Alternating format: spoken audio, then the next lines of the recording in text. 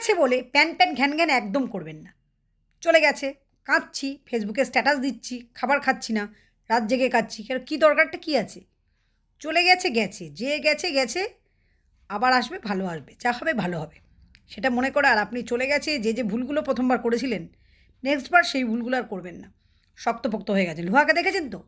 পিটিয়ে পিটিয়ে শক্তপোক্ত করে কোনো জিনিস বানানো হয়, ঠিক মানুষই সেরকম। যত ধাক্কা খাবে আরও শক্তপোক্ত হবে। ১৪৪ কোটি মানুষ বস। একজন চলে গেছে তার জন্য কেঁদে কেটে নিজের চুল টেনে ছিঁড়ে রাতের ঘুম নষ্ট করে কান্নাকাটি করার কিছু নেই। একজন চলে গেছে, দ্বিতীয়টা যে আসবে বেস্ট আসবে। আর যদি না হয়, আসলে ভালো, না আসলে আরও ভালো। আপনি বিন্দাস বাঁচবেন। রোজ ওই খিটখিট গিজগিজ করার থেকে, তার থেকে আপনার এমনি লাইফ বোধহয় ভালো।